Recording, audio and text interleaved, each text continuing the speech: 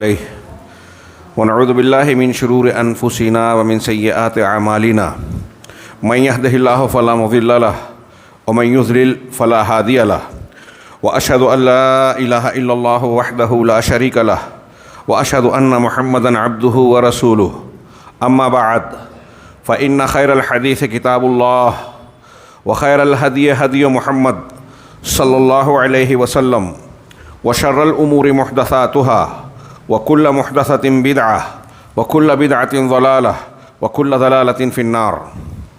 أعوذ بالله من الشيطان الرجيم. بسم الله الرحمن الرحيم. قل يا أيها الكافرون لا أعبد ما تعبدون ولا أنتم عابدون ما أعبد ولا أنا عابد ما عبدتم ولا أنتم عابدون ما أعبد لكم دينكم ولي دين. وقال تعالى والله يعصمك من الناس. محترم حاضرین، آج کے خطبے کے لیے مجھ سے یہ مطالبہ کیا گیا کہ جناب محمد رسول اللہ صلی اللہ علیہ وسلم کے مکی دور کے ایک باب، ایک پہلو شیب ابی طالب میں آپ کی محصوری کا تذکرہ کیا جائے.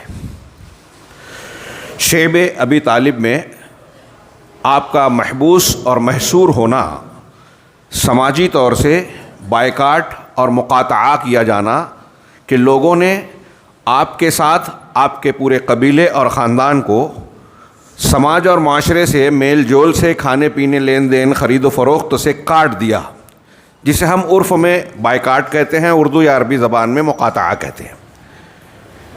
یہ واقعہ اور یہ مرحلہ دعوت کے کئی مراحل کے بعد پیش آیا.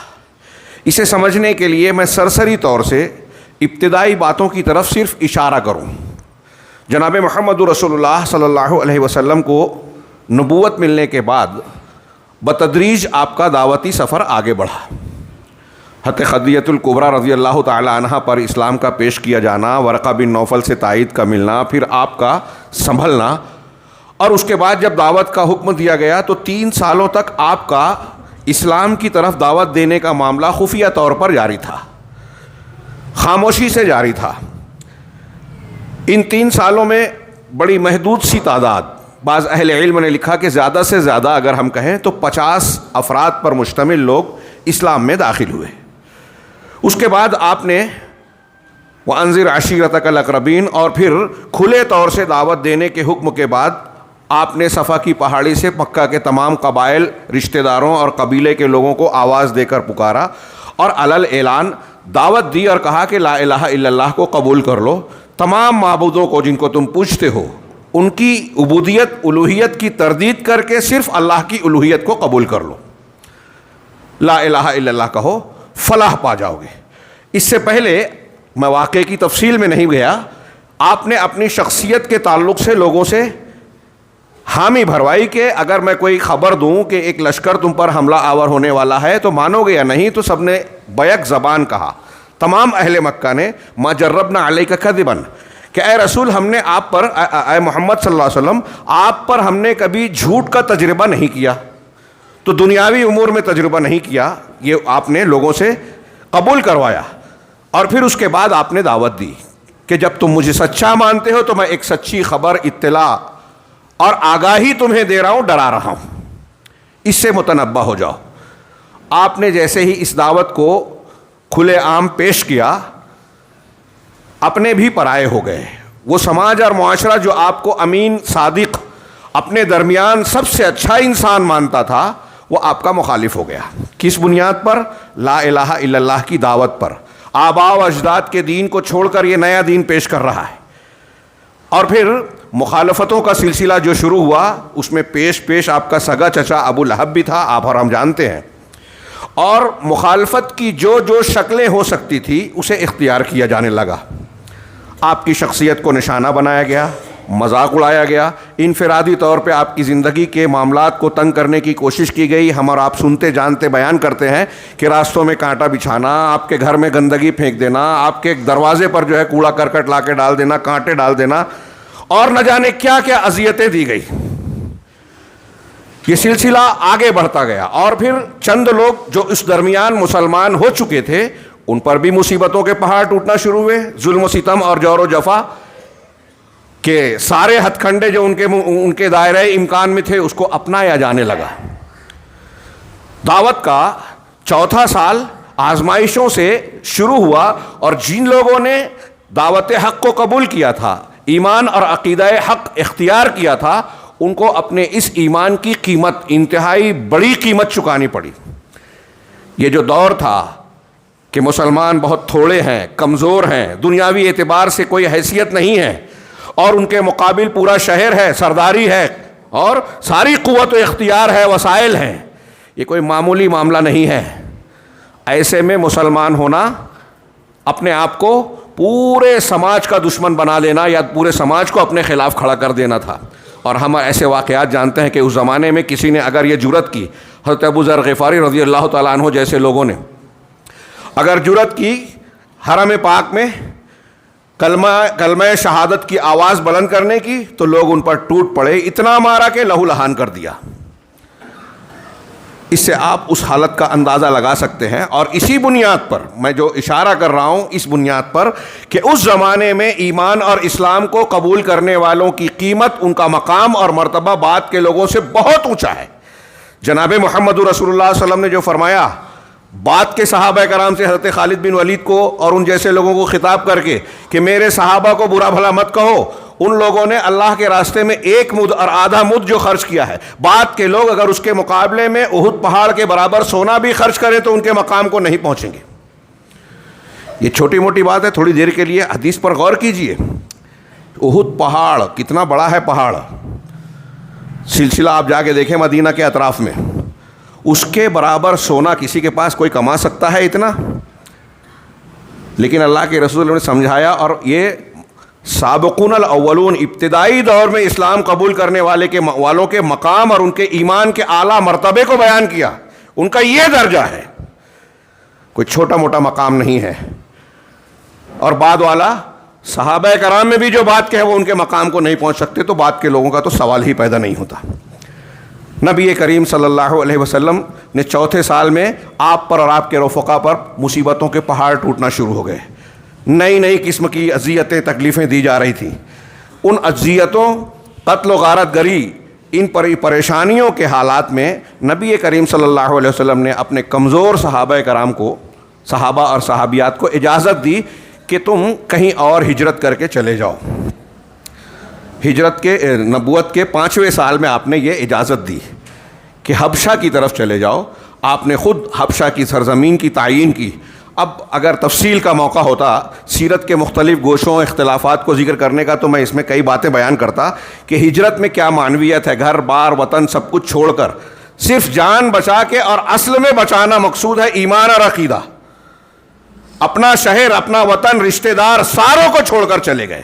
پہلا قافلہ 5ویں نبوت میں گیا، جس میں 11 مرد اور 4 خواتین تھیں۔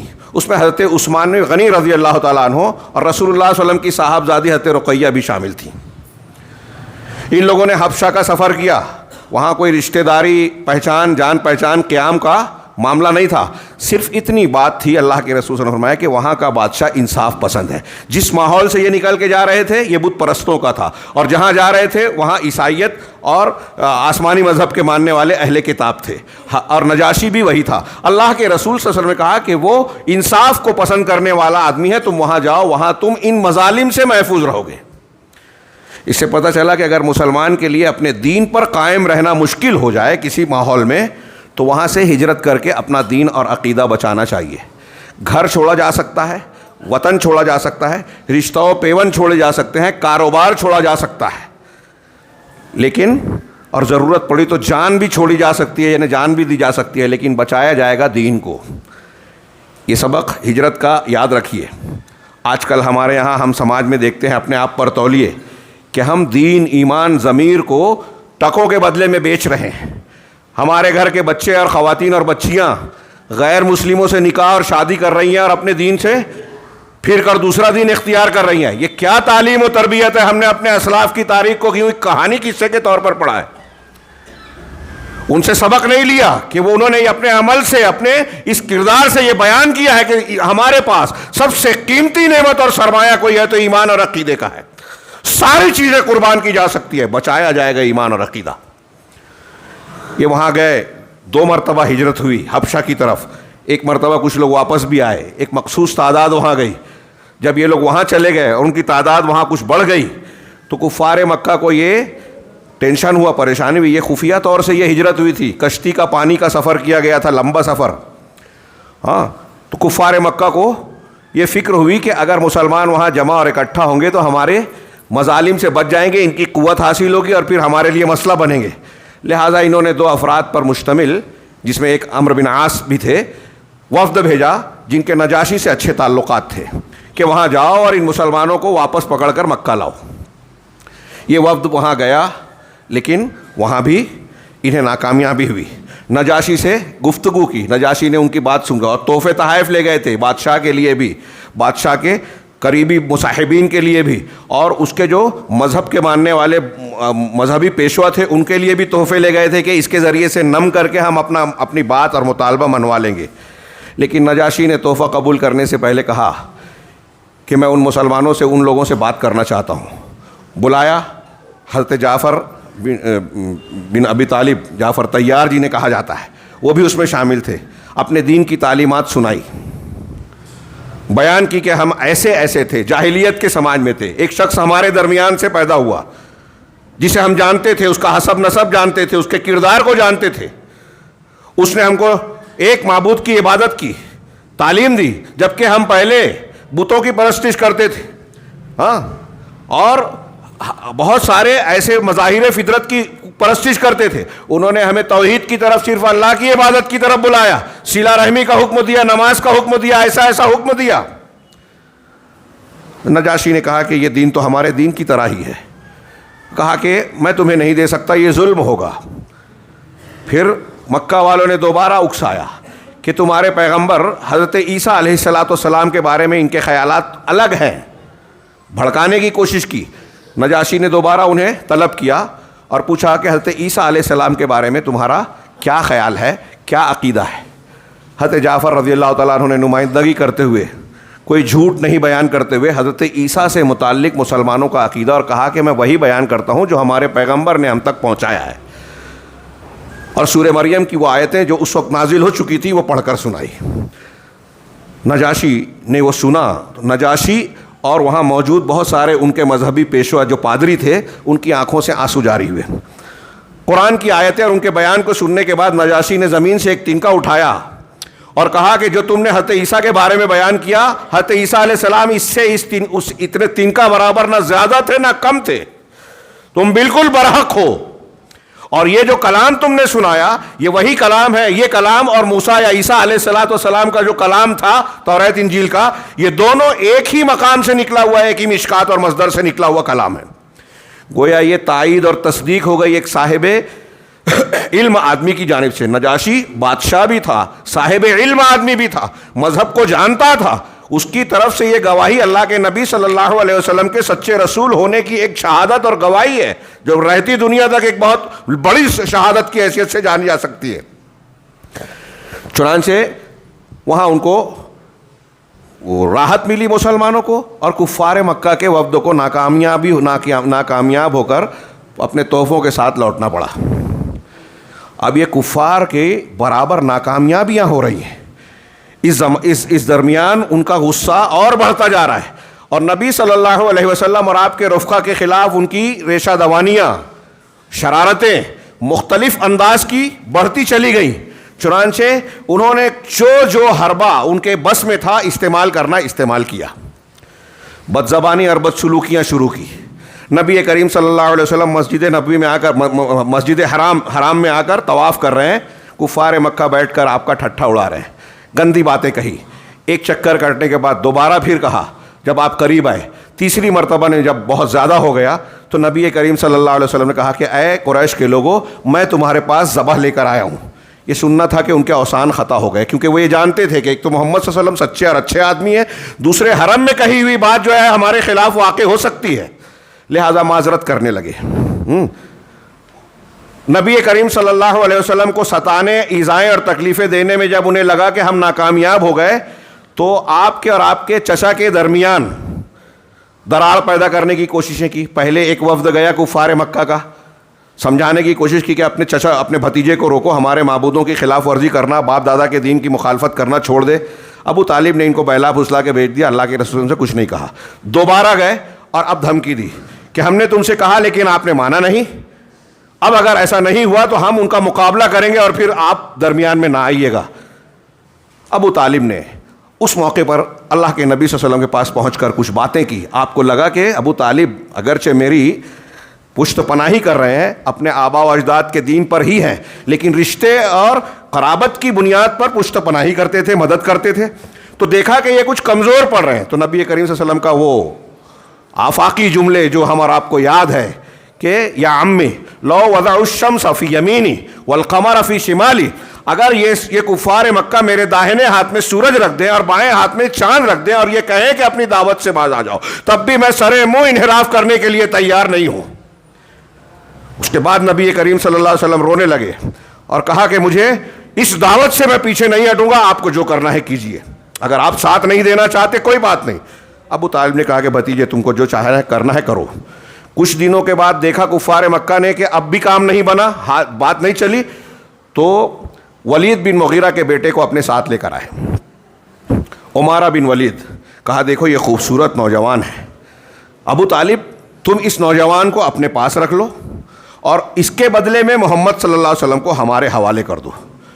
محمد صلی اللہ علیہ وسلم کی وجہ سے ہمارے رشتہ داریوں میں تفرقہ پڑ رہا ہے، اختلافات ہو رہے ہیں، باپ دادا کے دین پر ضرب پڑ رہی ہے، ہمارے آبائی جو معبودان کو ہم مانتے ہیں ان کا رد ہو رہا ہے، لہٰذا ہم اس نوجوان کو آپ کے بدلے میں دے کر آپ کے بھتیجے کو لے کر اس کو قتل کر دیں گے.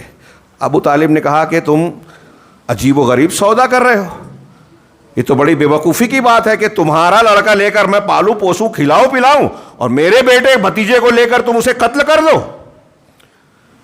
اس پر تھوڑی اور بحث گفتگو ہوئی، میں اس تفصیل میں نہیں جاتا. ابو طالب کے پاس ان کا یہ سلسلہ جو ہے وہ ناکامیاب ہو گیا. تو اب دوسرے مرحلے پہ انہوں نے اللہ کے نبی صلی اللہ علیہ وسلم سے زیادہ کمزور مسلمانوں کو نشانہ بنایا. جو مسلمان جس قبیلے کا یا جس سردار کا غلام ہوتا یا قبیلے کا فرد ہوتا، اس قبیلے کے لوگ اسے انتہائی شدید انداز میں ستانے لگے. یہ تفصیلات ہم جانتے ہیں کہ کسی کو گرم ریت پر ننگی پیٹھ گھسیٹا جا رہا ہے، کسی کے سینے پر پتھر کی سیلیں رکھی جا رہی ہے، کسی کو کپڑے میں باردان میں لپیٹ کر جو ہے دھونی دی جا رہی ہے. ہاں، حضرت بلال، حضرت صہیب، حضرت عمار بن یاسر رضی اللہ عنہ اور ان کا خاندان، حضرت عمار بن یاسر کے پورے خاندان کو باندھ کر سزائیں دی جا رہی ہے. حضرت سمیہ جو حضرت عمار کی والدہ ہیں، ان کی شرمگاہ پر برچھا مار کر ابو جہل نے شہید کر دیا. اللہ کے نبی صلی اللہ علیہ وسلم اس سے پہلے وہاں سے گزرے لیکن ان کی مدد کرنے سے قاصر تھے. آپ نے ان کو تسلی دی، صبر یا آل یاسر موعدکم الجنہ، اے آل یاسر صبر کرو، تمہارا ٹھکانہ جنت ہے. اس کے بعد ابو جہل نے جب یاسر اور ان کی بیوی سمیہ کو دھمکایا تو کہا کہ تجھے جو کرنا ہے کر لے. اللہ کے رسول کی زبان سے ہمیں جنت کی بشارت مل گئی. وہ جنت کی قیمت جانتی تھی، جان گنوا دی، دین نہیں چھوڑا. آج ہماری بچیاں ہمارے مرد اور عورتوں کے لیے نمونہ ہے. وہ تھوڑی سی تکلیف لاحق ہوتی ہے دین اور ایمان کے راستے میں، جماعت کے معاملے میں ہم جماعت چھوڑ دیتے ہیں، دین چھوڑ دیتے ہیں، دوسروں سے شادیاں کر لیتے ہیں، اپنے مفاد کے لیے دوسری چیزوں کی قربانی دے دیتے ہیں، دین کے لیے وہ چھوٹی قربانی کے لیے تیار نہیں ہے.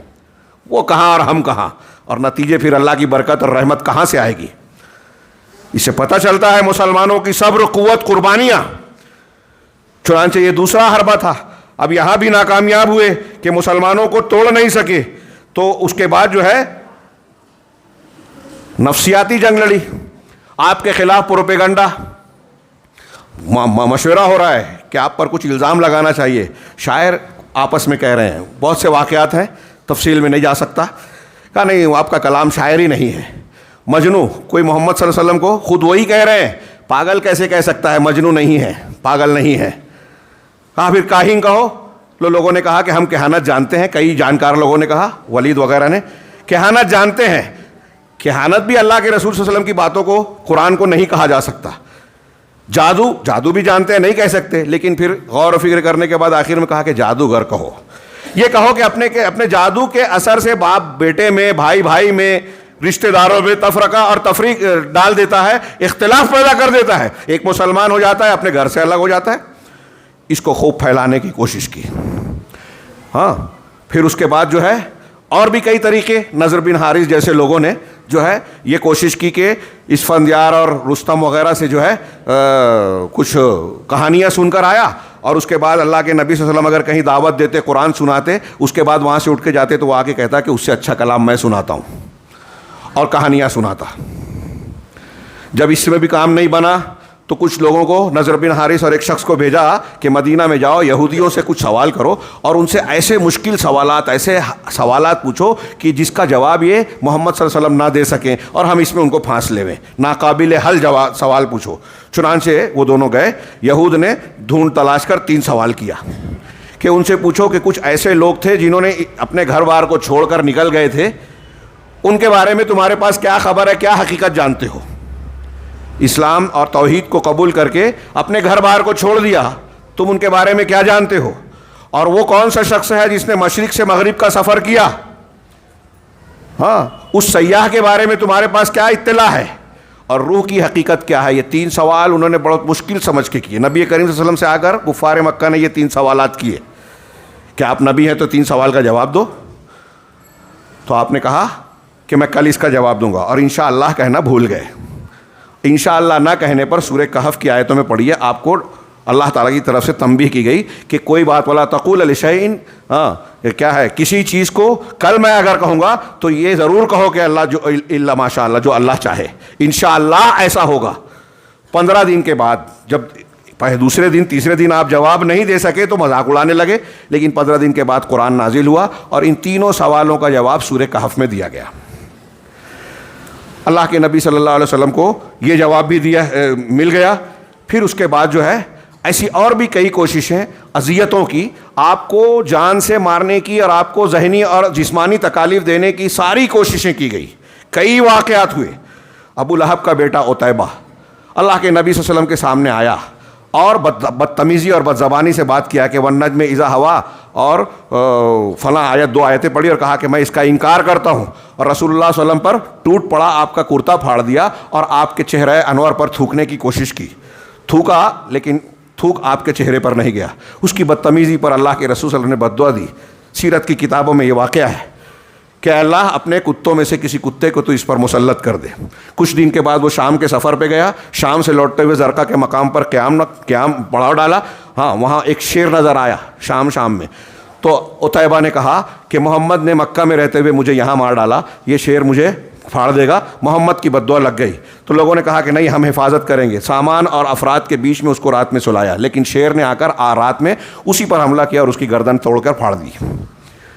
اللہ کے رسول صلی اللہ علیہ وسلم کی بددعا یہ لگی. یہ عتیبہ کا واقعہ. ابو لہب اور اس کی والدہ, اس کا باپ اور ماں ابو لہب اور ام جمیل, یہ ستاتے ہی تھے. اللہ تعالیٰ نے ان کے جواب میں جو ہے تبت یدا ابی لہب و تب نازل کر دی. پھر اس کے علاوہ ایک دن ایسا ہوا کہ ابو جہل نے کہا کہ میں کل محمد صبح جب آئیں گے حرم میں تو میں ان کو جو ہے ایک بڑے پتھر سے جو مشکل سے اٹھے ان کے سر پر دے ماروں گا, پھر چاہے تم میرا ساتھ دو یا نہ دو. ہاں, اپنے ساتھیوں سے کہا, تو کہا ہم آپ کو بے یار و مددگار نہیں چھوڑیں گے. دوسرے دن صبح آپ تشریف لائے, اللہ کے رسول نے طواف کیا, نماز پڑھنے لگے. ابو جہل نے اپنے کہے کے مطابق جو ہے بڑا پتھر اٹھایا, آپ کی طرف لپکا, آپ کے پاس پہنچا, لیکن اچانک تیزی سے واپس بھاگا اور اپنا پتھر پھینکنے کی کوشش کرتا رہا. پتھر اس کے ہاتھ سے چپک گیا, کافی مشکل سے چھڑایا. لوگوں نے پوچھا کہ تم نے ایسا کیوں نہیں کیا؟ کہا جیسا میں نے کہا تھا میں کرنے تو گیا تھا, لیکن میرے اور اس کے درمیان ایک اونٹ آ گیا. اللہ کی قسم میں نے زندگی میں کبھی ایسا اونٹ دیکھا ہی نہیں. اس کے جبڑے, اس کا چہرہ, اس کا منہ اور اس کے کان انتہائی بھیانک تھے. اللہ تبارک و تعالیٰ نے ان کی حفاظت فرمائی. اللہ کے رسول نے کہا کہ اگر وہ میرے قریب آتا تو تباہ ہو جاتا. اس کے علاوہ ایک دن ایسا ہوا کہ آپ پر اوجھ ڈالی گئی. ہاں, آپ سجدے میں ہیں, ہاں, اوجھ ڈال دی گئی, آپ کا مذاق بنایا گیا. ہاں, حضرت فاطمہ رضی اللہ تعالیٰ عنہا نے آ کر جو ہے صفائی کی, روتی جاتی تھی اور آپ کا چہرہ صاف کرتی جاتی تھی. ایک دن ایسا ہوا کہ عقبہ بن ابی معیط اپنے ساتھیوں کے ساتھ اللہ کے رسول صلی اللہ علیہ وسلم کو کہ گلے میں جو ہے اس نے کپڑا ڈالا, بل دے کر کپڑا دیا اور دونوں طرف سے کھینچنے لگے. کسی نے ابو بکر صدیق کو آواز دی، یہ صحیح بخاری میں بھی حضرت عمرو بن عاص سے روایت ہے. ہاں وہ کہتے ہیں کہ میں نے سب سے بدترین سنگین انداز جو کفار مکہ کا جو اللہ کے رسول صلی اللہ علیہ وسلم کے ساتھ دیکھا وہ یہ کہ آپ کے گردن میں کلے میں جو ہے کپڑا ڈال کر کھینچا گیا، اور جب آپ کی بالکل سانسیں اکھڑنے کے قریب نظر آئی تو ابو بکر صدیق نے آ کر عقبہ بن ابو معیط کو تیزی سے دھکا دیا اور روتے ہوئے کہا اتريدون ان تقتلوا رجلا يقول ربي الله، اتريدون ان تقتلوا رجلا يقول ربي الله، کیا تم ایک ایسے آدمی کو صرف اس لیے مار دینا چاہتے ہو کہ وہ کہتا ہے میرا پروردگار اللہ ہے؟ نبی کریم صلی اللہ علیہ وسلم کا جرم کیا ہے؟ یہ سارے معاملات جو ہے آپ ذہن میں رکھیں. یہ کفار مکہ اپنی ساری کوششیں آزما رہے ہیں آپ کی دعوت کو، آپ کے دین کو روکنے کے لیے، دبانے کے لیے، آپ کے کاموں میں رخنہ اندازی کرنے کے لیے کہ یہ دعوت پھیل نہ سکے، اسے کوئی قبول نہ کرے یا کسی کو پہنچائے نہیں. پھر جب دیکھا اس درمیان میں سات نبوی کے پہلے ان مقامات پر جب حبشہ میں بھی ناکامیاب ہو گئے، ہاں، اور ابو طالب نے دیکھا کہ یہ لوگ میرے بھتیجے کے درپے آزار ہیں، قتل کرنے کی کئی کوششیں کر چکے ہیں. ہاں، حضرت عمر بن خطاب کا واقعہ پیش آیا، وہ بھی قتل کرنے نکلے تھے، اسلام قبول کر لیا. حضرت امیر حمزہ کو پتہ چلا کہ ابو جہل نے میرے بھتیجے کے سر پر مارا ہے، غصے میں اس کو مارنے گئے، اس کو اپنی کمان سے مارا، گالیاں دی، اور اس کے بعد کہا کہ میں بھی اپنے بھتیجے کے دین پر ہوں. پہلے خاندانی عصبیت میں اسلام قبول کیا، بعد میں دل سے مسلمان ہو گئے اور بعد میں سید الشہداء ہوئے. یہ واقعات جب ترتیب وار ہوئے اور پھر ابو طالب کو یہ محسوس ہونے لگا کہ اب میرے بھتیجے محمد صلی اللہ علیہ وسلم کی جان کو ان سے خطرہ ہے، یہ عہد توڑ کر مار سکتے ہیں، تو انہوں نے یہ سوچا کہ میں اکیلا کافی نہیں ہوں. بنو ہاشم اور بنو عبد المطلب دونوں کے قبیلے کے سارے لوگوں کو جمع کیا، اکٹھا کیا اور کہا کہ محمد صلی اللہ علیہ وسلم ہمارے قرابت کا حق رکھتے ہیں، ایسا معاملہ ہے، ان کی جان کو خطرہ ہے، لہٰذا ہم سب کو ان کی حمایت اور ان کی تائید کرنی چاہیے، حفاظت کرنی چاہیے. سب نے اس کا اقرار کیا، جو مسلمان تھے وہ بھی، جو کافر تھے وہ بھی. غور کرنے کی بات ہے، جاہلی معاشرے میں رشتے کا یہ لحاظ تھا کہ رشتے مذہب کا اختلاف، جبکہ پورا شہر اس بنیاد پر دشمن بنا ہوا ہے، رشتے کی بنیاد پر ساتھ دینا ضروری سمجھا. ہمارے ہاں دین کی بنیاد پر اتحاد نہیں ہوتا. آج رشتے سے کہیں زیادہ مضبوط چیز دین ہے، دینی رشتہ ہے. اور آج ہم ایسے مسلمان ہیں، اپنے آپ کو قرآن حدیث کا ماننے والا کہتے ہیں، لیکن اگر کسی سے اختلاف ہو جائے ذاتی یا کوئی اور معاملے میں تو اس کے ساتھ ہمارا برتاؤ اتنا برا ہوگا غیر مسلم سے بھی برا. یہ دین نہیں ہے. جو لوگ ایسا کرتے ہیں وہ اپنے آپ کو کچھ بھی بگھاریں، فلسفہ میں ہوں آپ ہو کوئی ہو، جان لے کے وہ دین انہوں نے سمجھا ہی نہیں ہے. یہ کفار مکہ رشتے کی بنیاد پر اقرار کرتے ہیں. اب یہ جب واقعات ہونے لگے ایسے تو کفار مکہ کو تشویش ہوئی کہ یہ تو معاملہ بگڑتا جا رہا ہے، ہمارے ہاتھ سے نکلتا جا رہا ہے. ہم نے محمد صلی اللہ علیہ وسلم کو ستایا، کوئی فائدہ نہیں، مسلمانوں کو ستایا، کوئی نتیجہ نہیں، ہمارے حق میں نہیں نکل پا رہا ہے. ان کا بائیکاٹ کیا، ان پر الزامات لگائے، ان کو شاعر، مجنوں، پاگل، ساحر، کاہن کیا کیا کہہ ڈالا، کوئی فائدہ نہیں. بلکہ فائدہ یہ ہوا الٹا کہ لوگوں کو اللہ کے رسول صلی اللہ علیہ وسلم کے بارے میں یہ جو لوگوں کو جا کے کہتے تھے کہ دیکھو ایسا ایک شخص ہے، جادوگر ہے، اس کے پاس جانا نہیں، تو لوگوں میں اور تڑپ پیدا ہوتی. کفار کے ذریعے سے ان کی تشہیر ہو گئی. جیسے آج کل مسلمانوں کے خلاف کچھ لوگ لکھتے ہیں نا، بیان کرتے ہیں، لکھتے ہیں، اس کی وجہ سے اسلام کا چرچا ہو جاتا ہے. شرم خیر ہوتا ہے کہ اسلام کا نام بہت سارے ایسے لوگوں اور گھروں تک پہنچ جاتا ہے جہاں ہم اور آپ نہیں پہنچا پاتے. یہ اللہ کا انتظام ہوتا ہے. یہ کافروں کے ذریعے سے بھی کچھ کام لے لیتا ہے. بہرحال اللہ کے رسول صلی اللہ علیہ وسلم کی اس کامیابی کو دیکھتے ہوئے کفار مکہ کو تشویش ہوئی. اور جب حضرت امیر حمزہ بھی مسلمان ہو گئے، عمر بن خطاب بھی مسلمان ہو گئے، تعداد بھی بڑھ گئی، ابو طالب نے بنو ہاشم اور بنو عبد المطلب کو آپ کی حمایت کے لیے کھڑا کر دیا، تو اب کفار مکہ کو یہ فکر ہوئی کہ اب محمد صلی اللہ علیہ وسلم کا ڈائریکٹ ہم قتل نہیں کر سکتے، ان کا کچھ بگاڑ نہیں سکتے، تو اب کچھ کرنا چاہیے. چنانچہ اس پیریڈ میں پہلے عتبہ بن ربیعہ، ان کا ایک بڑا سردار سنجیدہ، اس نے کہا کہ میں تمہاری طرف سے جا کے محمد سے بات کرتا ہوں. لوگوں نے سوچا کہ چلو شاید اس طرح مسئلہ حل ہو جائے اور ہماری جان چھوٹے. کہا ضرور جا کے بات کیجئے. کہا کچھ پیشکش کروں گا. کہا بالکل. پہنچے، نبی کریم صلی اللہ علیہ وسلم کے پاس بیٹھے حرم میں اور کہا کہ بھتیجے تم ہمارے درمیان انتہائی اعلیٰ مقام اور حیثیت کے حامل شخص ہو. تمہارا نسب بہت اونچا اور اچھا ہے، ہم سب جانتے ہیں. تمہارا کردار بے داغ ہے، تم ایسے ہو. لیکن پھر تم نے ایک ایسی چیز پیش کی جس سے ہمارے آباء و اجداد کا دین رد ہو گیا. اس کی مخالفت ہوتی ہے، ہمارے معبودوں کے ساتھ یہ ہوتا ہے، ایسا ہوتا ہے، ویسا ہوتا ہے. تم نے یہ کیا. لہذا میں اپنی قوم کی طرف سے آیا ہوں کہ ہمارے درمیان کوئی معاملہ پیش آ جائے. کہا پیش کرو ابو الولید.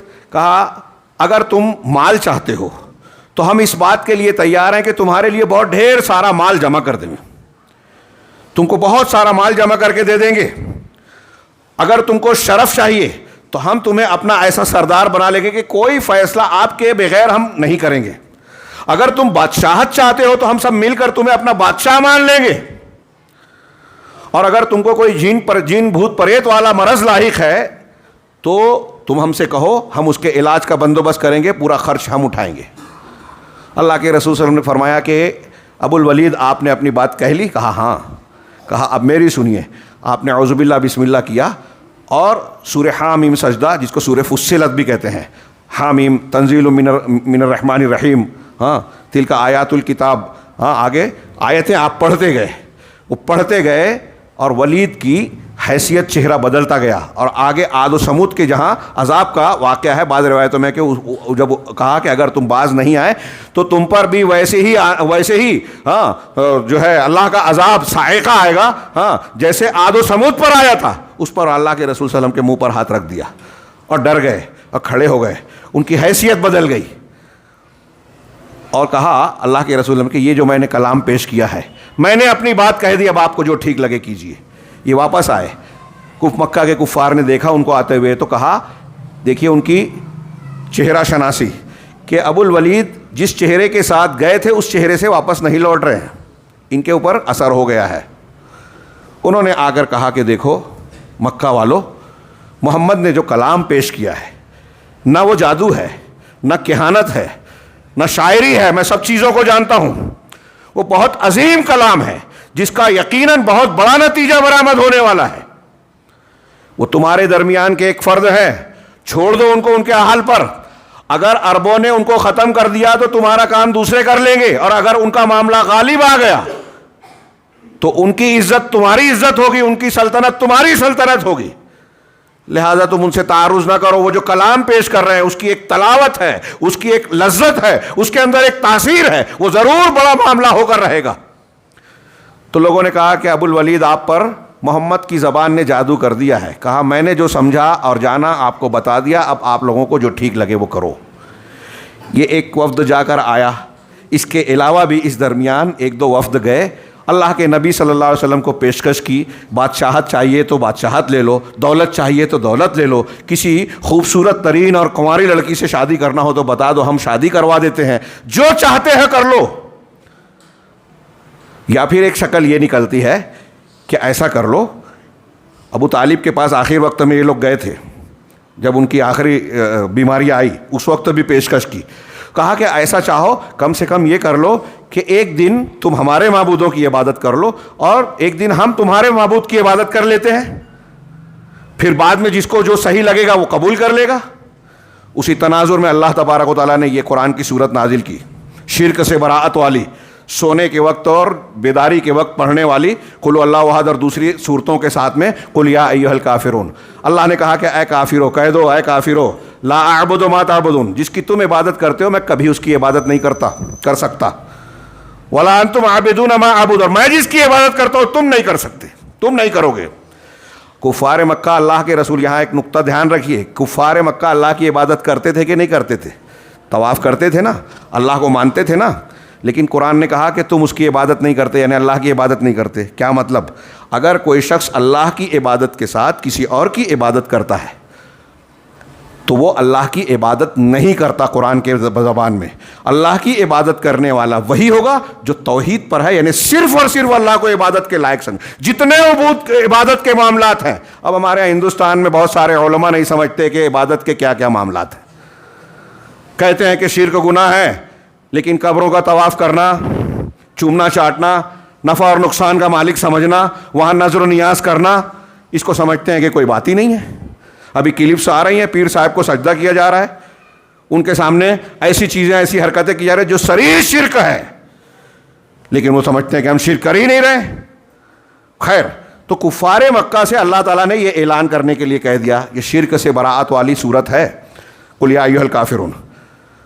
تو آپ نے کفار مکہ کو یہ بتا دیا، لکم دینکم ولی دین، آخر میں کہا کہ تم اگر اپنا دین اختیار کر کے میرے دین کو اختیار نہیں کرنا چاہتے تو میں اپنا دین کیوں چھوڑوں؟ تمہارے لیے تمہارا دین، میرے لیے میرا دین، تم جس کی عبادت کرتے ہو میں ان کی عبادت نہیں کر سکتا۔ اس میں کوئی سمجھوتا نہیں ہوگا۔ توحید کے معاملے میں سن رہے ہیں آپ، توحید اور شرک کے معاملے میں ایک مسلمان کوئی سمجھوتا نہیں کر سکتا۔ اللہ کے نبی صلی اللہ علیہ وسلم کی یہ تعلیم ہوئی۔ یہ ساری کوششیں جب ناکام ہو گئی تو اب مکہ والوں کو تشویش ہوئی کہ ہماری ہر کوشش، مخالفت، اذیت رسانی، تکلیف دینے والی باتیں ساری کے ساری ہم نے آزما لی، کامیاب نہیں ہو رہی ہے۔ اب ان لوگوں نے ایک میٹنگ رکھی وادی محصب کے خیف بنی کنانہ میں۔ کفار مکہ کے سردار لوگ جمع ہوئے اور انہوں نے جمع ہونے کے بعد طے کیا کہ کچھ علاج کرنا چاہیے۔ تو طے یہ پایا کہ بنو ہاشم اور بنو عبد المطلب، ان دونوں قبیلوں کا جو ان کا ساتھ دے رہے ہیں محمد صلی اللہ علیہ وسلم کا، ان کا بائیکاٹ کیا جائے، مقاطعہ، ان سے میل جول بند کر دیا جائے، شادی بیاہ نہ کیا جائے، لین دین خرید و فروخت نہ کی جائے، ان کے گھر آنا جانا، ان سے کوئی معاملہ رکھنا، ساری چیزیں بند کر دی جائے، اور معاہدہ طے کر کے لکھ کر کعبے میں لٹکایا جائے، اور اس میں یہ بھی لکھ دیا جائے کہ بنو ہاشم سے اس وقت تک کوئی صلح نہیں کرے گا جب تک محمد صلی اللہ علیہ وسلم کو ہمارے حوالے نہ کریں، تاکہ ہم ان کو قتل کر دیں، ان کو قتل کر دیں، اور اس سلسلے میں کوئی مروت نہیں برتی جائے گی۔ سنا آپ نے، یہ وثیقہ تیار کیا گیا، لکھا گیا۔ کس نے لکھا؟ کئی نام آتے ہیں، بغیث بن عامر زیادہ مشہور ہے، کہ واجب بات یہ ہے کہ بغیث بن عامر نے لکھا۔ اللہ کے رسول صلی اللہ علیہ وسلم نے جب سنا تو بد دعا دیا، اس کا ہاتھ شل ہو گیا، فالج مار دیا اس کو۔ بغیث بن عامر جس نے یہ لکھا تھا کہ بنو ہاشم اور بنو عبد المطلب دونوں کا بائیکاٹ۔ کیوں سب کا بائیکاٹ؟ کہ تم حمایت کرنا چاہتے ہو۔ اگر محمد صلی اللہ علیہ وسلم کی وہ لوگ کوئی تکلیف پہنچاتے، جب انہوں نے طے کر لیا کہ ہم حفاظت کریں گے، دفاع کریں گے محمد صلی اللہ علیہ وسلم کا، تو کفار کو ڈر تھا کہ اب اگر ہم محمد صلی اللہ علیہ وسلم پر ہاتھ ڈالتے ہیں تو یہاں خون کی ندیاں بہہ جائے گی، اور شاید مکہ میں کوئی نہ بچے، یہ ہمارے خلاف ان کا پورا قبیلہ، دونوں قبیلے کھڑے ہو جائیں گے۔ چنانچہ انہوں نے کہا کہ ہم بائیکاٹ کر رہے ہیں۔ اب بنو ہاشم اور بنو مطلب اگر چاہتے ہیں کہ مکہ کے معاشرے میں گھل مل کر رہیں، ہمارے ساتھ رہیں، تو محمد کو ہمارے حوالے کریں، ہم اس کو قتل کر دیں گے۔ اور جب یہ بائیکاٹ کی تحریر اور وثیقہ لکھا گیا، کعبہ کے اندر لٹکا دیا گیا۔ سارا مکہ مسلمانوں کے لیے اجنبی ہو گیا۔ بنو ہاشم، بنو عبد المطلب، پورے خاندان اور جتنے مسلمان تھے، جو لگ بھگ کہتے ہیں کہ 200 کے قریب تھے، اور کم سے کم 40 اس میں مرد تھے، باقی عورتیں بچے۔ یہ شیب ابی طالب، عام طور سے ہم یہی کہتے ہیں کہ گھاٹی تھی ایک ابو طالب کے نام سے منسوب، وہاں محصور ہو گئے، محبوس ہو گئے، لوگوں سے الگ تھلگ ہو گئے۔ ایک عرب عالم کو میں نے پڑھا، انہوں نے لکھا کہ یہ شیب جو اس وقت کہا گیا، یہ محلے تھے، شعاب مکہ، مکہ کے مختلف محلے اور علاقے، اور چونکہ مکہ اور اطراف مکہ میں پہاڑیاں ہی پہاڑیاں ہیں، لہٰذا گھاٹیاں ہر طرف تھی، تو ممکن ہے کہ کوئی گھاٹی والا محلہ رہا ہو۔ تو شیب ابی طالب میں یہ لوگ محصور ہو گئے۔ اللہ کے نبی صلی اللہ علیہ وسلم اور بنو ہاشم، بنو مطلب، یہاں قابل غور بات یہ ہے کہ اس محصوری اور محبوسی میں یہ انتہائی سنگین معاملہ تھا۔ چند لوگوں کو پورے شہر میں الگ تھلگ کر دیا جائے کہ نہ آپ سامان خرید سکتے ہیں، نہ کوئی آپ کو بیچے گا، نہ آپ سے کوئی چیز خریدے گا، نہ میل جول رکھے گا، نہ شادی بیاہ میں نہ آپ جا سکتے ہیں نہ آ سکتے ہیں، نکاح اور رشتہ کرنا دور کی بات، کوئی معاملہ لین دین نہیں، کوئی مروت نہیں۔ کیسا معاملہ ہوگا؟ اس زمانے میں آج کی طرح آسانیاں بھی نہیں تھیں، فوراً باہر جا کے لے آئیں۔ مسلمان اور یہ دونوں خاندان جو ہے محصور ہو کے رہ گئے۔ میں کہہ رہا تھا قابل ذکر بات یہ ہے کہ اس محصوری میں مسلمانوں کے ساتھ ساتھ بنو ہاشم اور بنو مطلب کے کافر لوگ بھی شامل تھے، کفار بھی۔ یہاں قابل غور بات ہے، میں پھر سے وہ بات دہراؤں کہ یہ کفر کے ساتھ اس پر جمے ہوئے کہ ہمیں رشتہ داری کا معاملہ نبھانا ہے، یہ رشتے کا معاملہ تھا۔ اور اسی وجہ سے کچھ لوگوں نے جواب دیا کہ اس زمانے میں اللہ کے نبی صلی اللہ علیہ وسلم نے حکومت کے قیام یا اس قسم کی باتیں نہیں کی، کیونکہ جو لوگ ساتھ دے رہے تھے وہ سب دین کی بنیاد پر نہیں تھا، ہاں خاندان اور رشتے کی بنیاد پر تھا۔ یہ اسلامی طریقہ نہیں ہے کہ خاندان اور رشتے کی بنیاد پر صحیح غلط کا فیصلہ کیا جائے، لیکن اللہ کے رسول صلی اللہ علیہ وسلم کا ساتھ اس وقت یہ خاندانی بنیاد پر دے رہے تھے، اور یہ اللہ تبارک و تعالیٰ کا عجوبہ کاری ہے کہ وہ مخالفین میں سے بھی اسلام کے تائید کرنے والے پیدا کر دیتا ہے۔ آپ غور کیجئے کہ نبی کریم اس موقع پر، دعوت کے اس مرحلے پر رسول اللہ صلی اللہ علیہ وسلم کا باقی رہنا، زندہ رہنا انتہائی ضروری تھا۔ آپ ختم ہو جاتے، دعوت اسلامی ختم ہو جاتی، اسلام نامکمل تھا اس وقت۔ لیکن آپ کی حفاظت کے لیے اللہ نے کیا انتظام کیا؟ خاندانی بنیاد پر ہی صحیح، آپ کے خاندان کے وہ لوگ جو کافر ہیں، مشرک ہیں، وہ بھی آپ کے ساتھ کھڑے ہیں، اور پھر 3 سال تک محصور رہے۔ اور اس میں ایک طریقے سے دیکھا جائے، جیسے میں آج آپ لوگوں کو کہہ رہا ہوں، اس وقت کے مسلمانوں کے لیے یہ تحریک تھی کہ جب یہ رشتے کی بنیاد پر کافر لوگ آپ کا ساتھ دے رہے ہیں تو ہمارا رشتہ تو اسلام کا ہے، دعوت کا ہے، اللہ تبارک و تعالیٰ کو ایک ماننے کی بنیاد پر جو سب سے مضبوط رشتہ دنیا میں، تو عقیدہ توحید والا، تو اس رشتے کی بنیاد پر تو ہم کو اور زیادہ رسول اللہ صلی اللہ علیہ وسلم کا ساتھ دینا چاہیے، اور زیادہ اپنی فدائیت کا، قربانی کا مظاہرہ کرنا چاہیے۔ یہ ان کے لیے جذبے کی بات تھی۔ چنانچہ یہ پورے لوگ 3 سال تک، 1 دن 2 دن 3 دن نہیں، 3 سال تک محصور رہے۔ تھوڑی دیر کے لیے سوچئے کہ 3 دن 4 دن گزرے گا، پریشانی آئے گی، بھوک پیاس کا معاملہ پیش آئے گا، تو ہمارے درمیان سے کتنے لوگ ٹوٹ کر بھاگیں گے۔ خیر ہے، کون ان کے ساتھ دکھ جھیلے گا؟ اس پیریڈ میں مسلمانوں کو بھوک پیاس تنگدستی کا کیسا عالم تھا، اس کا اندازہ ان واقعات سے لگائیے جو سیرت کی کتابوں میں درج ہے۔ کہتے ہیں کہ عورتوں اور بچوں کے بلکنے کی، بھوک سے تڑپنے کی آواز مکہ کے گھروں تک پہنچتی تھی، ہاں، جس میں کفار میں سے بھی بعض لوگ جو ہے پسیج جاتے تھے اور بعض خوش ہوتے تھے جو مخالفین تھے۔ ایک صحابی کا بیان ہے کہ رات میں پیشاب کے لیے گیا تو میرے پیر کے نیچے کوئی نرم چیز آئی، میں نے دیکھا تو وہ ایک چمڑا تھا، اسے میں نے دھویا، جلایا، ہاں، صاف کیا، اور پھر اس کے بعد 3 دن تک اس پر میں نے گزارا کیا۔ پتے اور چمڑے کھا کر گزارا کر رہے ہیں، اناج دستیاب نہیں ہوتا، خرید و فروخت بکنے کے لیے غلے باہر سے بھی اگر آتے تو باہر کے لوگوں سے خریدنے کا جو معاملہ ہوتا پیش آتا تو یہ نئی مسلمان خرید نہیں سکتے تھے، اس لیے کہ مکہ والے زیادہ قیمت دے کر خرید لیتے تھے تاکہ مسلمان خرید نہ سکے۔ اول تو مکہ والا کوئی بیچتا نہیں تھا، باہر کا کوئی آتا تو اسے بیچنے نہیں دیا جاتا تھا۔ آج ہمارے ہاں لوگ اس طرح سے اپنے بھائیوں کے لیے کسی کی مخالفت ہوتی ہے دعوت کے کاموں میں، ہمارے ہاں اہل حدیث کہلانے والے، قرآن حدیث کے ماننے کے دعوے دار اپنے مسلمان بھائیوں کے لیے اس طرح تنگ کرتے ہیں۔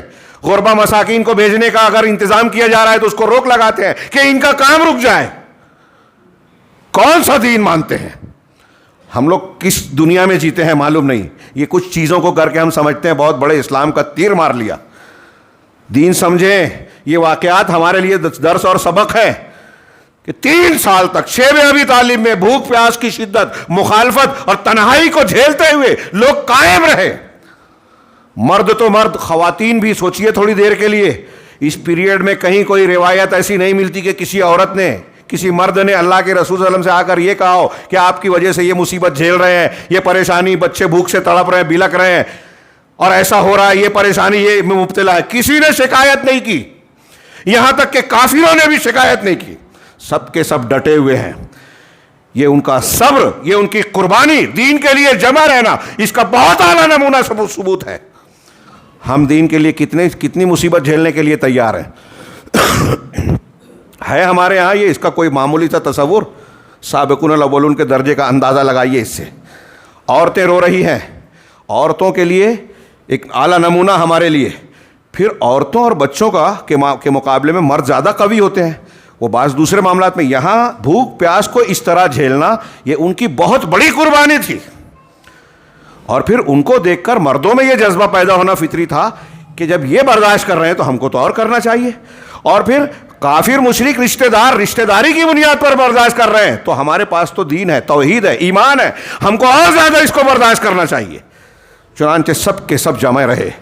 اس پیریڈ میں 3 سال کی مدت میں اللہ کے نبی صلی اللہ علیہ وسلم اور صحابہ کرام کا دعوت کا کام نہیں رکا۔ خاص بات، موسم حج جب آتا اور باہر کے لوگ حاجی آتے، نبی کریم صلی اللہ علیہ وسلم نکل کر حجاج کے درمیان جا کر قرآن کی آیتیں سناتے، دین کی اور توحید کی دعوت دیتے۔ اس میں میں بھول جاؤں گا شاید بعد میں، شیخ موفق سالم نے لکھا کہ ایک فائدہ اور ہوا، مسلمانوں کا 3 سال تک یہ جو محاصرہ کیا گیا اور آپ ان کو اذیتیں جھیلنی پڑی، بھوک پیاس کی شدت برداشت کرنا پڑی، اس سے مسلمانوں کا ایک دوسرا فائدہ ہوا۔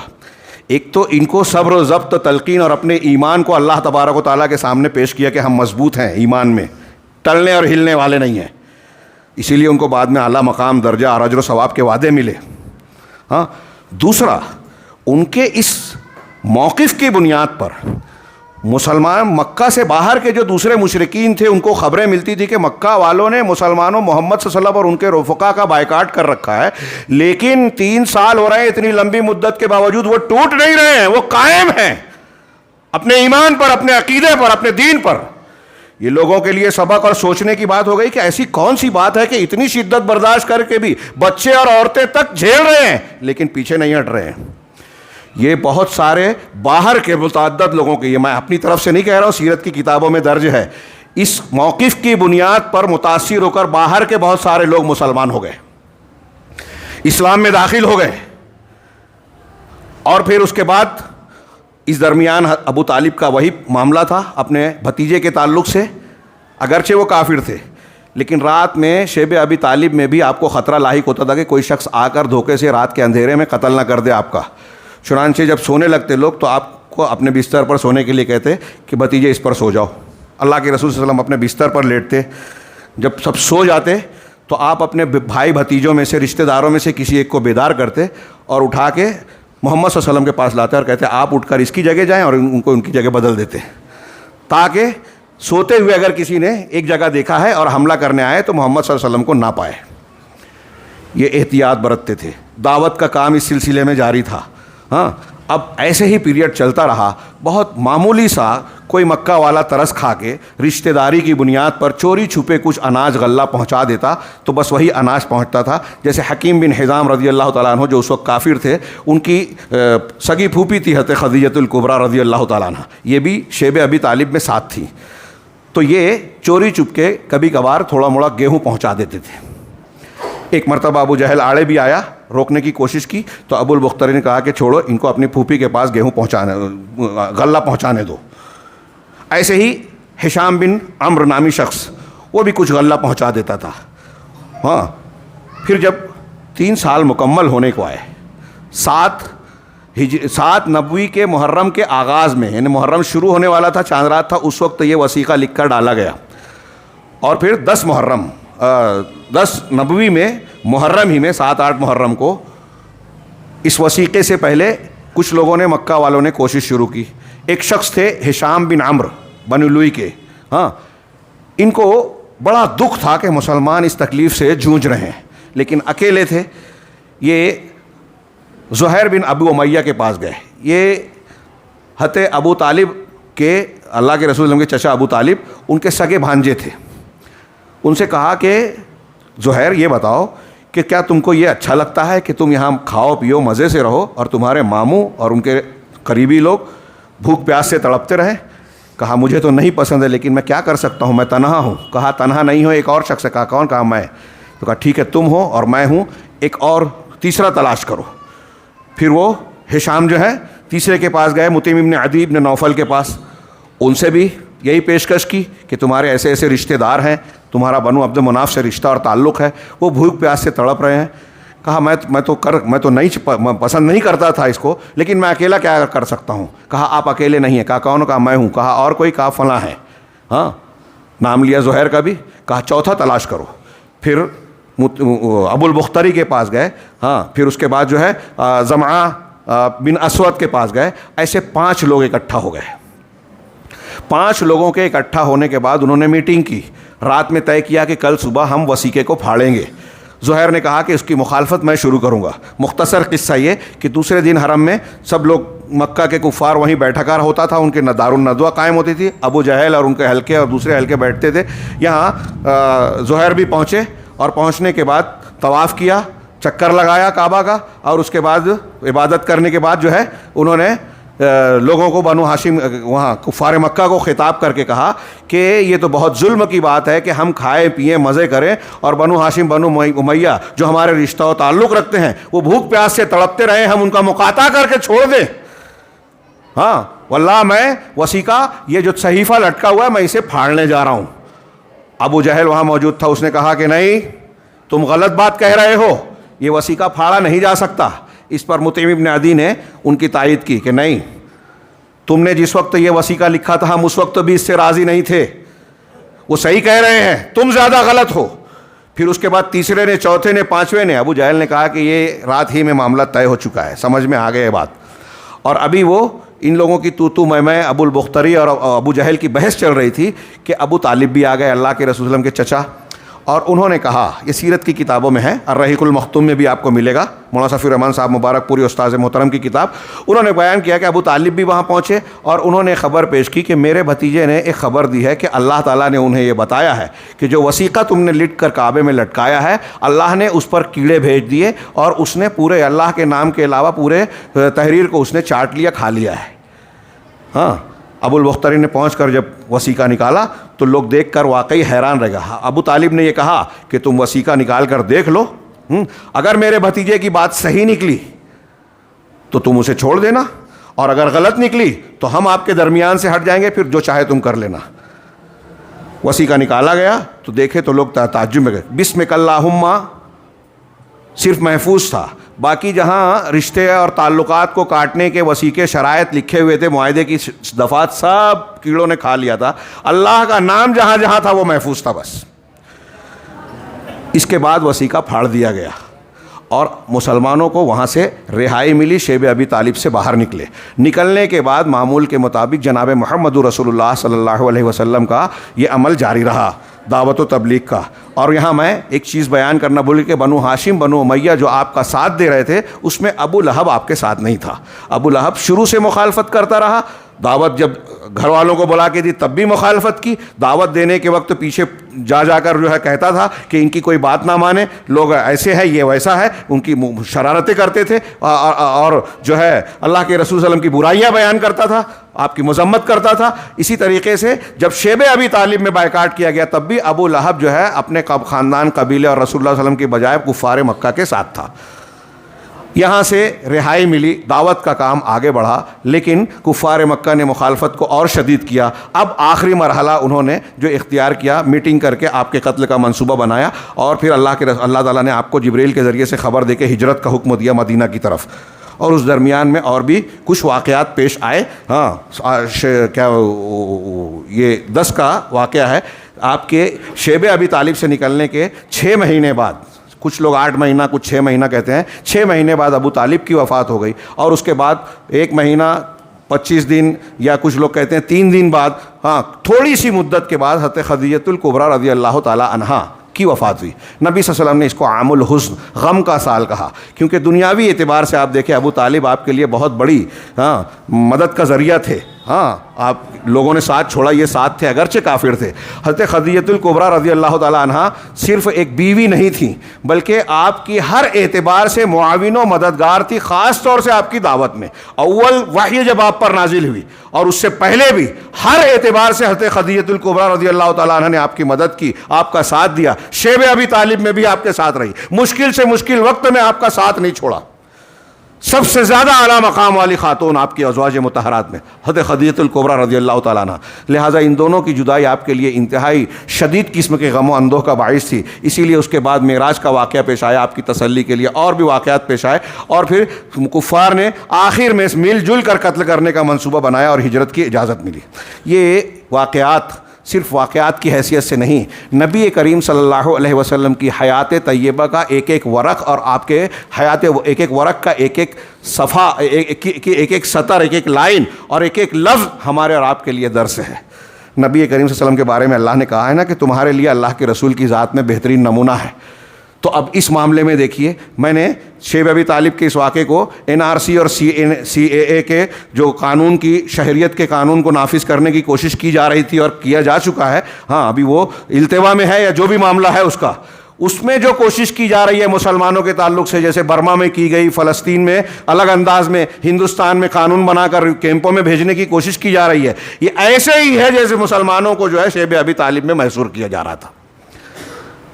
تو ہمارے لیے ان واقعات میں درس ہے کہ ایسے حالات جب پیش آ رہے ہیں تو ہمیں کیا کرنا چاہیے، ڈرنا گھبرانا نہیں چاہیے۔ مسلمانوں کے اس وقت کے حالات پر غور کیجئے، کیا وسائل تھے، کیا طاقت قوت تھی، دنیاوی اعتبار سے کون سی حیثیت تھی مسلمانوں کی، الگ تھلگ کر دیے گئے۔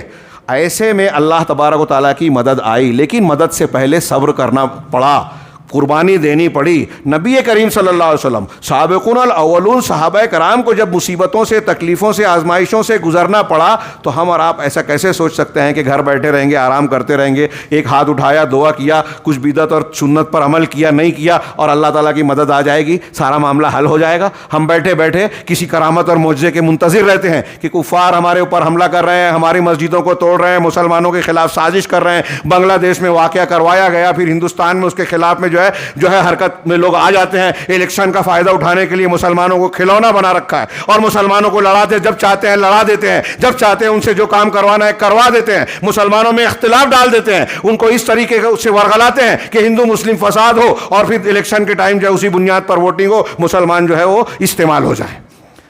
یہ جو ہم استعمال ہوتے ہیں، ہماری کوئی وقت، کوئی حیثیت نہیں رہ گئی، اللہ کی مدد نہیں آتی، تو اس کی وجہ ہم کو سیرت کے ان واقعات میں تلاش کرنی چاہیے۔ اللہ کی مدد آتی ہے اللہ کے نبی صلی اللہ علیہ وسلم کی اتباع کرنے سے، دین پر قائم رہنے سے، اللہ کے لیے مشکلات کو جھیلنے سے، دین پر ثابت قدم رہنے سے، جو ان سابقون الاولون نے دکھایا، اور ان کی قربانیوں کا نتیجہ ہے کہ اسلام پوری دنیا میں پھیلا۔